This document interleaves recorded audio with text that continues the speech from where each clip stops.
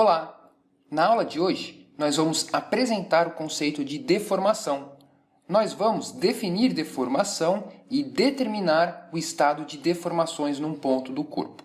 Nessa aula, nós vamos definir o conceito de deformação e entender a diferença conceitual entre deslocamentos e deformações. Nós vamos também calcular as deformações lineares e angulares de um corpo sujeito a pequenos deslocamentos. Finalmente, nós vamos definir também o tensor deformação. Na aula de hoje, nós vamos estudar as deformações de corpos reais.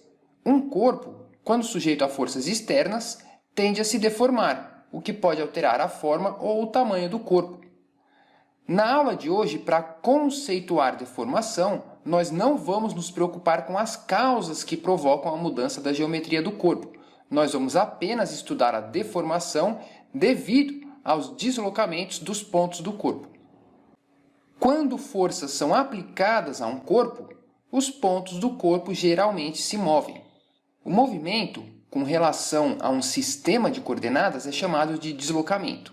Se os deslocamentos são associados a uma translação como um todo, a uma rotação, e o tamanho ou a forma do corpo não se alteram, nós estudamos a dinâmica do corpo rígido.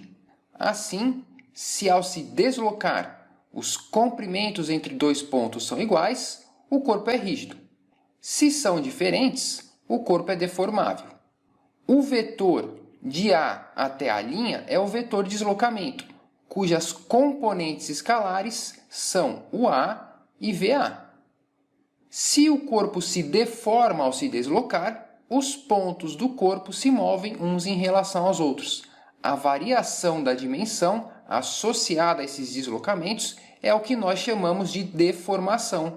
Assim, se uma barra é tracionada, nós definimos a deformação normal delta como a variação no comprimento dessa barra. A deformação específica é a intensidade da deformação por unidade de comprimento. Então, a deformação específica normal média é ε é igual a delta sobre L0. Note que deformações positivas indicam alongamento do corpo, enquanto que deformações negativas indicam contração do corpo.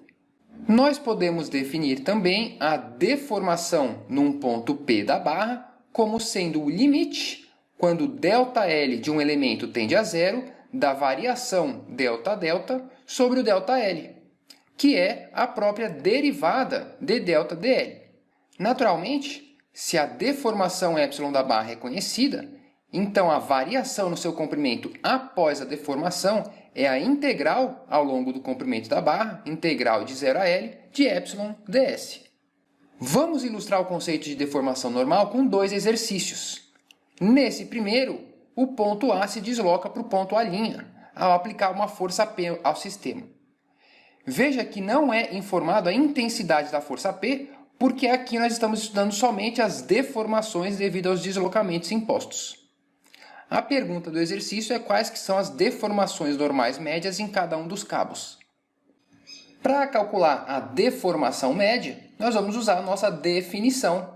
A deformação ε barra é a variação no comprimento da barra dividido pelo comprimento inicial.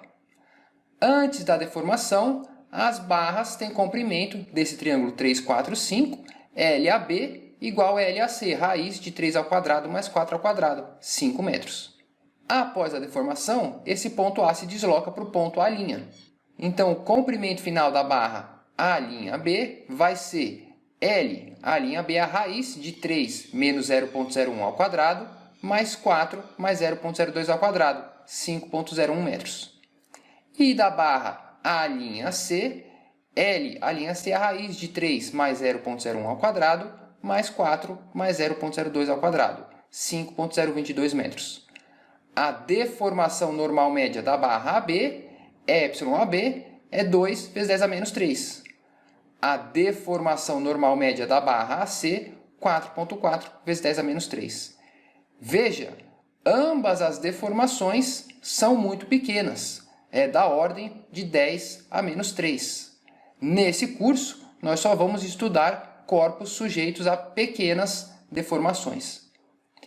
Veja também que a medida da deformação é um comprimento, dividido por um comprimento, é uma grandeza adimensional. Alguns autores também gostam de escrever metro por metro ou milímetro por milímetro, mas lembre-se que deformações são grandezas adimensionais.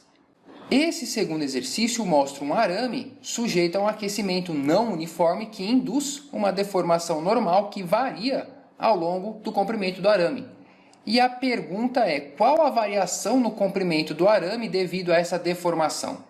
Bom, se a minha deformação varia ao longo do comprimento, a variação total do comprimento do arame é a integral de 0 a L do epsilon ds. Como esse arame está no eixo y, a minha variável é o y, então a integral de 0 a L do epsilon dy. Epsilon é ky sobre L. K e L são constantes, sai da integral, sobra a integral de 0 a L de y dy. Então a variação total do comprimento do arame é o KL sobre 2. Veja que interessante, a deformação normal média desse arame, epsilon barra, é o delta sobre L, é o K sobre 2. E note que a deformação normal média só é igual à deformação real no meio do corpo. Em y igual a L sobre 2, epsilon é K sobre 2. Para todos os outros pontos do corpo, a deformação verdadeira é diferente da deformação normal média. Nós vimos que as deformações normais alteram as dimensões de um corpo. De maneira similar, se a deformação provoca alteração na forma do corpo, nós falamos em uma deformação de cisalhamento. A deformação de cisalhamento média é obtida dividindo-se a deformação delta numa direção normal ao comprimento L pelo próprio comprimento L. Essa razão também é a tangente desse ângulo φ. E como φ é muito pequeno, essa tangente de φ é aproximadamente o próprio φ. No limite, a deformação de cisalhamento do ponto P, associada a um sistema de referências ortogonal XY, é a derivada de delta dl. Como esse ângulo γ é muito difícil de observar e mais difícil ainda de medir, uma expressão equivalente para a deformação de cisalhamento é γ igual a π sobre 2 menos θ. Θ é o ângulo das arestas originalmente perpendiculares entre si no estado deformado. Dessa nossa definição, deformações angulares positivas indicam que o ângulo entre as arestas diminui e deformações negativas indicam que o ângulo entre as arestas aumenta. Como isso fica na prática? Imagine uma placa triangular e que o ponto B se desloca. Qual a deformação angular média no vértice A com relação aos eixos x e y? Para calcular a deformação angular média, veja que nós precisamos especificar dois eixos originalmente perpendiculares entre si e vamos representar aqui o nosso sistema na posição deformada. O ângulo entre as arestas agora é θ e esse θ é o π sobre 2 mais esse ângulo α. Desse triângulo AB, B', eu tenho esse cateto após a deformação 400 mais 5 e esse 3 milímetros. Então, meu γ do ponto A em relação aos eixos x e y é o π sobre 2 menos θ, π sobre 2 menos π sobre 2 mais α, e α é o arco tangente do cateto oposto sobre o cateto adjacente. γA menos 7,4 vezes 10 a menos 3. Veja, uma deformação negativa indica que o meu ângulo aumentou. Nesse segundo exercício, nós temos uma placa retangular sujeita a deformações. Esse exercício é interessante porque pergunta não a deformação angular num ponto, mas a deformação angular média na placa inteira. O modo de solução é muito similar com o exercício anterior. Aqui está a geometria não deformada e a geometria deformada. O ângulo θ após a deformação é o π sobre 2 mais o arco tangente de 3 sobre 150. E a deformação angular média é o π sobre 2 menos θ. É o π sobre 2 menos θ. menos 0,020 radianos. E estamos admitindo aqui que essa deformação angular média é constante ao longo da placa. A pergunta interessante é: será que essa deformação é constante? Se eu sei os deslocamentos da placa, eu consigo determinar o gama em cada ponto da placa?